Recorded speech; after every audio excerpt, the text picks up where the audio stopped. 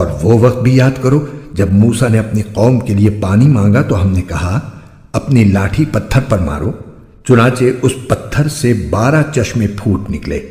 ہر ایک قبیلے نے اپنے پانی لینے کی جگہ معلوم کر لی۔ ہم نے کہا اللہ کا دیا ہوا رزق کھاؤ پیو اور زمین میں فساد مچاتے مت پھرنا۔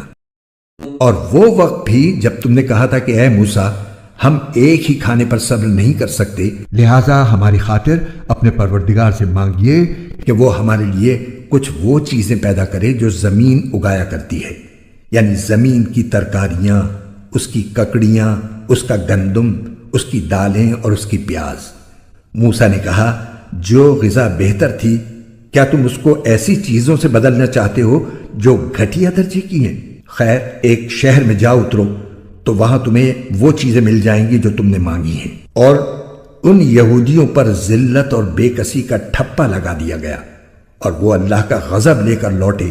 یہ سب اس لیے ہوا کہ وہ اللہ کی آیتوں کا انکار کرتے تھے اور پیغمبروں کو ناحق قتل کر دیتے تھے۔ یہ سب اس لیے ہوا کہ انہوں نے نافرمانی کی اور وہ بے حد زیادتیاں کرتے تھے۔